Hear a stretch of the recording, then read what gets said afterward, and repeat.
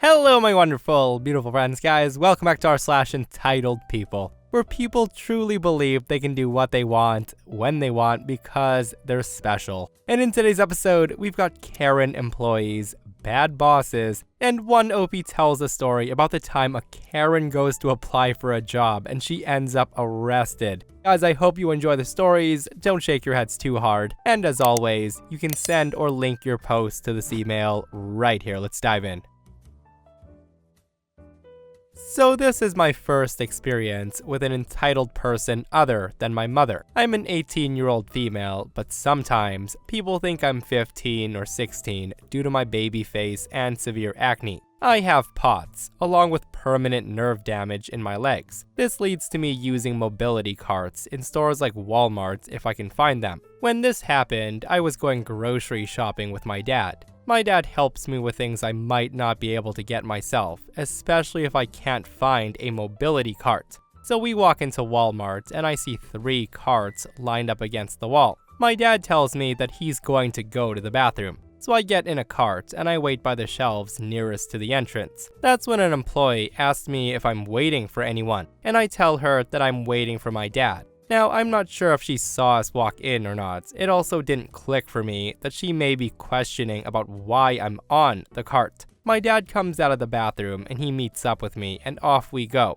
Before I get very far, the employee yells at me saying, "Ma'am, that cart is for handicapped people only." Hearing that, I was taken aback. So I stutter and I say, I know, I'm handicapped. The employee then replies, "Well, you walked in here, didn't you? So you can walk around the store." Getting more irritated, I tell her that the details of my disability are none of her business, but I can assure her I am. That's when she walks over to me and she turns off the cart and she tries to yank me out of it. That's when my dad steps in and he gets between her and I and he says, "What the F do you think you're doing? My daughter said that she's disabled. Are you really going to interrogate everyone who grabs this cart about their health?" The employee gets red in the face and that's when she says, "Well, she's too young to be disabled. She's just being lazy." At this point, I thought my dad was going to start throwing hands with this woman.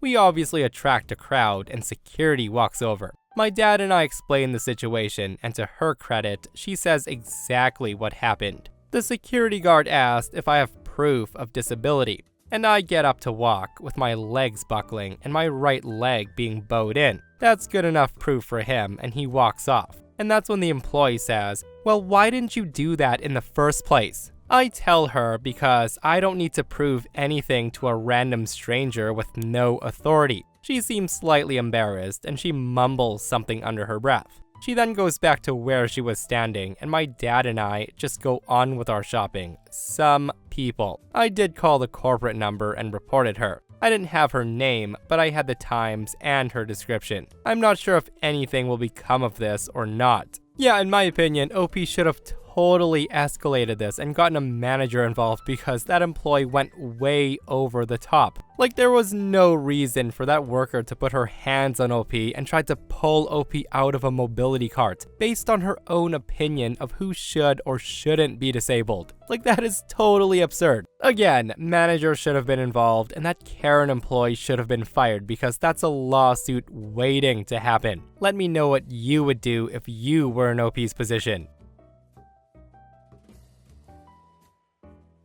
So during my last year in college, I got hired on the production crew of a small manufacturing company. The production team leader, purely by virtue of seniority, was a guy who I'll codename Dirk. Now, this guy was terrifying. He had a roided out physique, he was 6'4" when standing upright, he had face and neck tattoos, and he regularly physically intimidated other folks in the building for sport. The guy was a high school dropout and often had a different Monster energy drink for each day of the week. That said, Dirk's favorite joke was calling me a nerdy schoolboy because I was going to college, get it? Followed by assertions that education's a scam, it's a waste of money, and people like him with no post-secondary education can often make more than those who go to school for 10 years, so on and so on. The other 8 employees in the building really wanted Dirk gone. but from what I heard, his dad was friends with the owner, so Dirk stayed. Anyhow, within the first month of being there, Dirk decides to target me even more by giving me labor-intensive jobs just to watch me struggle. One of my other tasks was to take material and product inventory every 2 weeks. But here's the thing. Usually, it's a 3-person job, but I was, of course, made to do it alone. It would usually keep me at work well after midnight, and Dirk loved the fact that he was screwing me over. Well, after 6 months on the production team and putting up with him, I graduate from college and I get promoted out of the warehouse into the product design office. It was a great gig and the one I wanted from the beginning. So near the end of my 3rd day in the office, Dirk pokes his head in the door, and he asserted that I was still expected to take inventory that night. That's when I remind him that I don't work in the warehouse anymore. And he reminded me that he's a dangerous person by mad-dogging into my personal space bubble and cursing a lot, saying that I will do as I'm told. That's when I gave in, believing that my new office coworkers would have my back if Dirk went berserk on me. I decide to get back at him by taking inventory in Roman numerals, which I knew for a fact that Dirk couldn't read. Really show him what a guy with basic 11th grade literacy is capable of. Now, I wasn't present for the incident, but when I arrived at work the next morning, the warehouse was trashed. Dirk had seen the inventory clipboard and the guy went ballistic. He starts pulling everything off the shelves and kicking things over. The police were called. As I understood it, Dirk left peacefully with the cops and he wasn't arrested, but the guy was immediately fired and legally barred from approaching the building or any of its employees. After Dirk's departure, we promote a new production lead. The machines ran faster and more efficiently, and all the product came out cleaner. And all the supply problems we were having with raw materials were actually just Dirk being equal parts lazy and stupid. Absolutely hilarious what OP pulled, guys, and it was well deserved, right? Especially after being made fun of for being a nerdy school kid. Oh my goodness. And the funniest thing about this is he could have easily pulled out his phone or even gotten on the computer to figure it out. But I guess throwing a tantrum and smashing everything and losing his job was the better way to go about things. Gotta love when that roid rage kicks in, right? So I wanted to share a story that happened to me back in March. A little bit of context. My dad and uncle are the owners of this advertising agency that makes advertisements for various companies.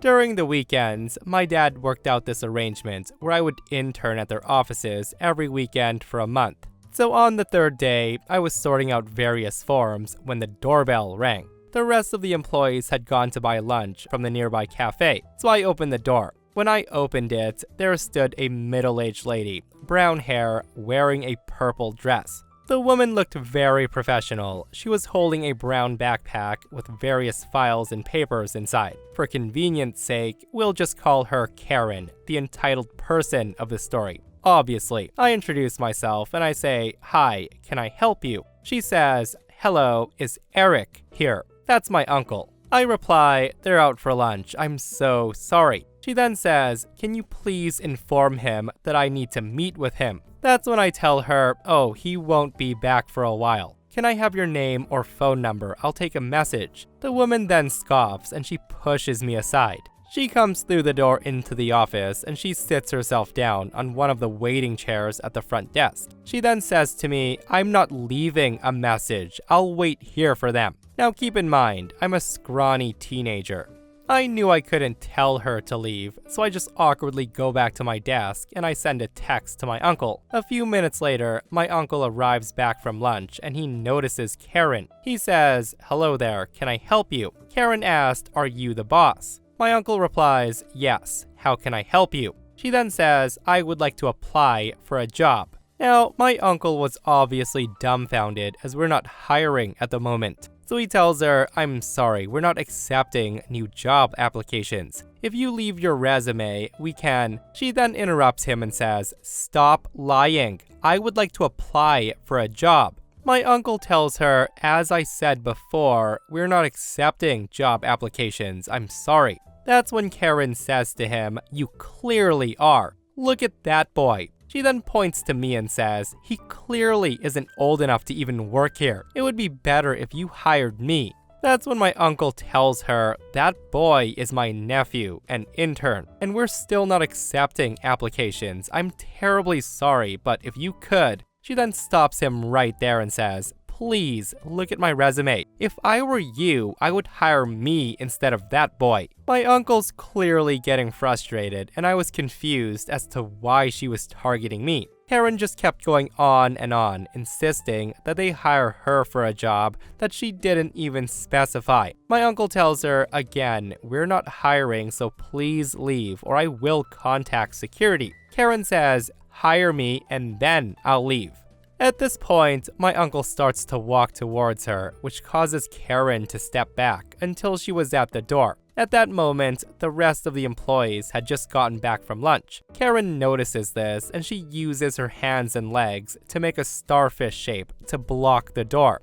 My uncle tells her, "Ma'am, leave now. If not, I'll call the police." She says, "Hire me and then I'll leave. I need a job." My uncle just scoffs, clearly getting very aggravated. One of the employees went to the elevators since there's security guards stationed there. A few minutes later, they come back to the office and security guard tells Karen, "Ma'am, please leave right now." Karen turns around, clearly shocked that security was there, and she immediately releases the door and she starts to play victim. She says, "Thank God you're here. I was trying to apply for a job when this man starts screaming at me for no reason." Now keep in mind, my uncle is a very cool-headed person and he hadn't raised his voice at all this entire time. The employees were shocked by her baseless accusation and they start to speak out. One employee tells the guard, "Boss wasn't screaming. This woman was blocking the door, demanding he hire her."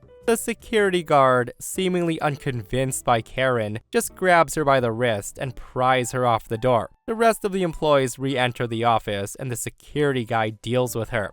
While I wasn't there to witness it, according to my uncle, the woman had gotten escorted out of the building, and because she kept trying to get back inside, the police were called. It was one of my first ever encounters with entitled people, and seeing someone act so rudely was certainly something. We never heard from her again though. Yeah, I can tell you right now that that is probably the worst way of going about trying to get a job. Like, I know times are tough and jobs are getting harder and harder to get, but marching into a place, demanding a job, harassing the owners, and then refusing to leave. What was she thinking? That said though, gotta give her props for being so brazen, guys. Like, that's one thing I've always admired about entitled Karens. They don't give a care in the world.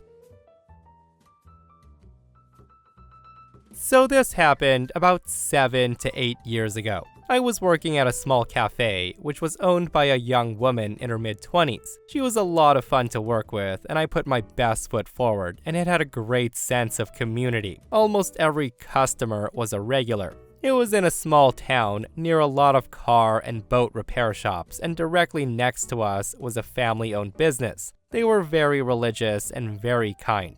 That said, I loved the environment there and the customers. It was a regular thing to be given flowers and little things like that.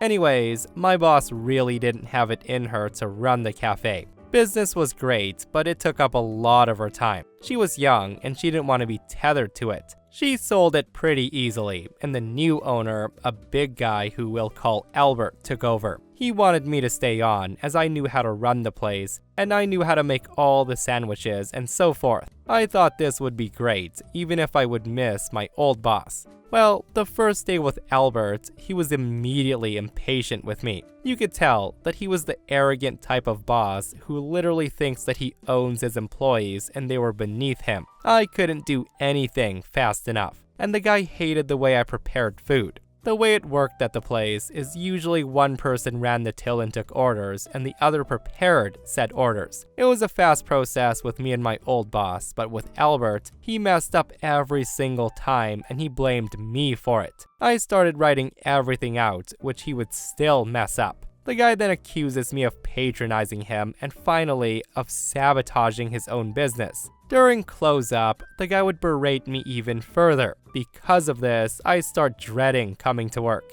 which was bad because the guy had me working every day but one. His wife was frequently there helping out, and she was always friendly and funny, and she liked me. Albert didn't treat me any better when she was around. He snapped at me a lot in front of our customers, to the point that a few concerned customers actually talked to me about it. One day, maybe after a month of this, I couldn't take it anymore. The guy calls me a stupid bitch for not reminding him to do something. Now, the why wasn't what mattered to me, because up until that point, he talked to me like I was an idiot, but hadn't actually called me a name. That's when I told him, hey, I'm not your wife. You don't get to talk to me like that. And the guy flips out. I'm a 5-foot tall girl, and the guy was well above 6 feet. He grabs me by my apron, and he drags me towards the back door, yelling at me saying, "Get the F out. Who do you think you are?" Meanwhile, I just shout for him to get his hands off of me.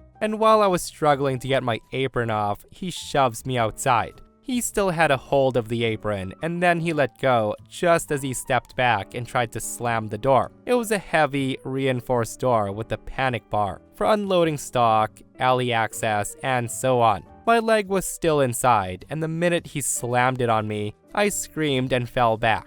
I think he knew he messed up, but he shut the door on me and locked it. I was shaking with adrenaline and crying at this point, but more than anything else, I was pissed. I got up from the ground, and the father of the family business next door had heard me shout, and he met me as I circle around to the front.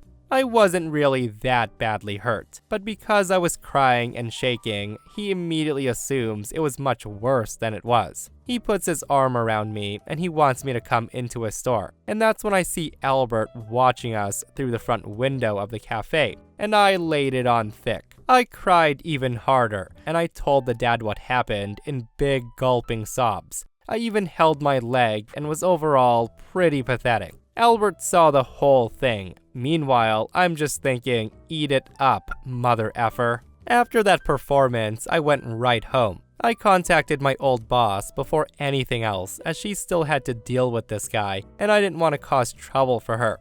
She told me that I should contact the cops, so that's exactly what I did. The cops gave me a few courses of action. I could press charges, or the cops would go have a long heart-to-heart with him. I thought that was a pretty good start. A couple of days later, Albert starts texting me like mad. He wants to meet me to give me my last check, but I told him he could mail it. The guy refused, and he kept insisting I come to the cafe in the morning before opening so we could talk. This back and forth went on way too long, so I just cut him off and I told him to mail it to me or I would come by with the cops during rush to get it. After I got my check, I decided that I want my record of employment too. There is no reason that I needed it at the time, but I just wanted it.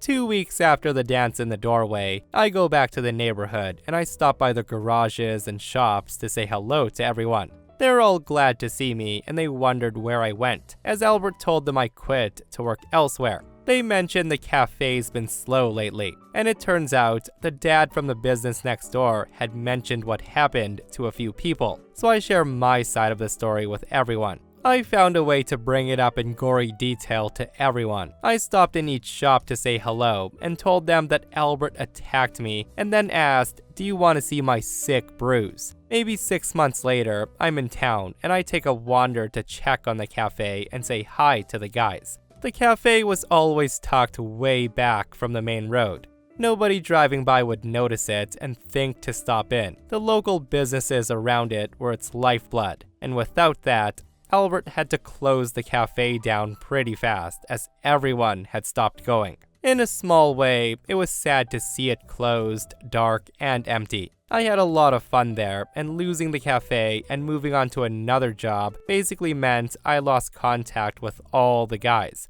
I think if I hadn't lit the fire, Albert would have eventually ended up killing the place anyways. It still feels delicious that I beat him to his own failure though. Yeah, Albert was a grade A a-hole that deserved everything that happened, and I only wish OP pressed charges on that psycho boss. Like slamming a metal door closed on an employee's leg and showing no remorse for it is frickin' wild, guys. Like, I would have gone scorched earth on that guy. Like, forget putting on a sob story. That guy would have been in jail. I hope he never has a business again because a person like him should never own a business.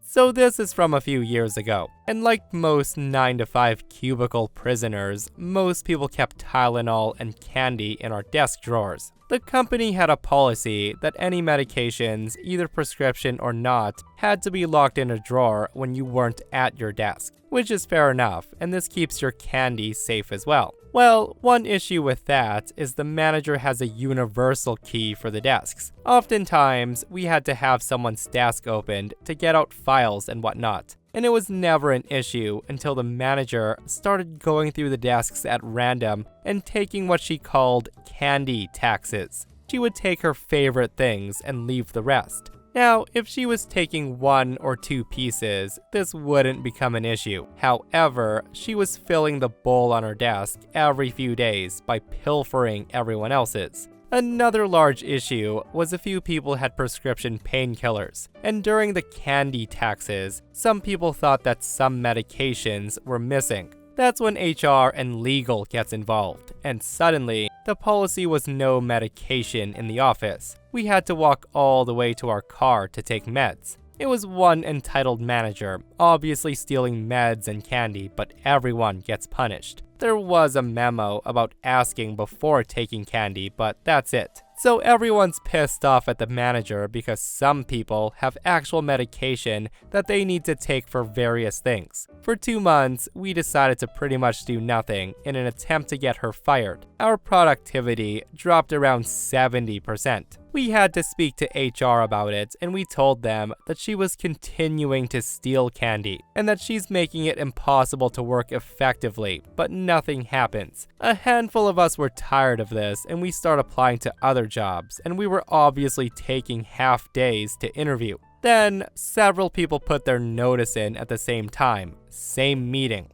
A team of around 35 people just had 8 people put in notice. This continued for the week, with 19 people total putting in 2 weeks' notice during the same work week. That's when a few of the people on the way out decide that it would be a great idea to get back at her for all the stealing and just being terrible. So here comes the chocolate laxatives. Everyone involved emails her directly, and we saved the emails, telling her to not take any form of candy or anything out of their desks. Then we all went to a long lunch for the last day in the office, since Friday became our last day for a good number of us.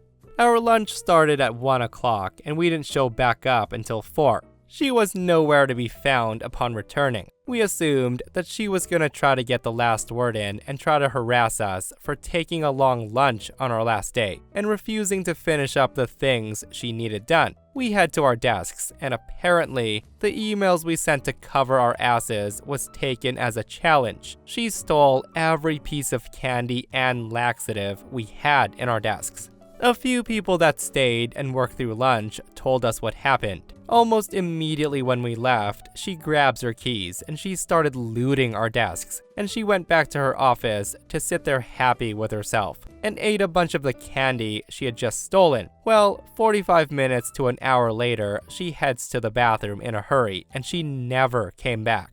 We finished up our last hour and we head to HR to turn in our keys and our badges. A few of the HR people knew why we were all leaving, and they wanted a final exit interview so they could document her. So we do just that, and we hold nothing back. Somehow, nearly half the department putting in their 2 weeks notice didn't cause issues until the day we were leaving. Monday comes along, and a few of us are at the same company starting. And at about 10 a.m., we begin getting calls from our previous company's HR department. Wouldn't you know it, Little Miss Thief reports us to HR for having medication in our desks. But here's the kicker. She admits to stealing the candy, and she showed HR the emails we sent her. Apparently telling her not to steal our stuff set her up. In conclusion, previous HR just wanted the facts, and then she was fired and she was escorted from the building. Yeah, I'm glad all those employees left for a better job, because clearly management gave no care in the world about office thieves. Like, how they let it get that far is beyond me. Like frickin' 19 people putting in their 2 weeks notice, and nobody from upper management thought, maybe we should tell this office Karen to stop stealing from people. But yeah, what a crappy boss, right? Like the manager did it to herself, and she tries to put blame on the employees for setting her up. It's like a dog thief complaining to the owner when the dog bites them. Don't steal stuff unless you're ready for retaliation. But that, my friends, is r/entitled people for you. Guys, I hope you enjoyed today's stories. I hope you didn't shake your heads too hard. And if you missed the last episode on the channel, it's an r/malicious compliance episode, where bad bosses are getting taught lessons left and right. Guys, go check it out if you haven't, and myself and Stevie Boy will see you guys in the next one. We love you.